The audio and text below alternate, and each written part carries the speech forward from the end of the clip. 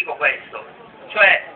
chiedere l'attuazione dei singoli articoli dello Statuto, cominciando dall'altra cosa che è l'articolo più importante,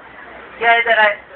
che la lingua e la storia siciliana venga insegnata nelle scuole, perché la Regione Siciliana ha competenza esclusiva sull'insegnamento della storia siciliana per le scuole primarie, quindi non è una legislazione concorrente come per l'istruzione superiore, ma una legislazione esclusiva, cioè oggi quelli che stanno al Parlamento siciliano possono decidere l'insegnamento della storia siciliana senza chiedere permesso a nessuno e non lo fanno. Ma soprattutto il federalismo fiscale, di cui oggi tanto si parla e di cui tutti tacciono a livello di Parlamento siciliano e di governo siciliano.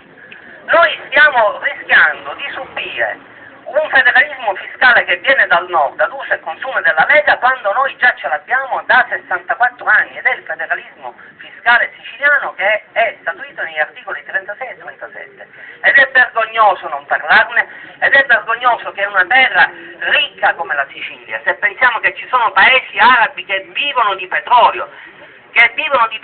dove non esiste l'emigrazione, perché stanno tutti bene, noi siciliani abbiamo tanto di quel petrolio che le multinazionali, per le quali la regione per un piatto di lenticchie dà le concessioni per l'estrazione,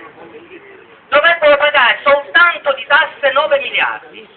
Se noi pensiamo che il governo e che il bilancio della regione siciliana è di 24 miliardi e che la Sicilia vengono sottratti soltanto 9 miliardi sulle tasse del petrolio che viene estratto e raffinato, pensiamo a quanti interessi ci sono dietro.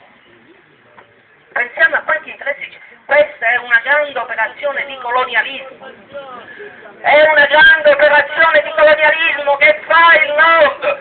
perché in Italia, dall'unità d'Italia, non si è mai fatto politica, è sempre prevalso il primato dell'economia sulla politica, e sono sempre prevalse le opinioni degli imprenditori del Nord Italia, è il Nord Italia che governa, e oggi ha buttato la maschera, ha gettato la maschera.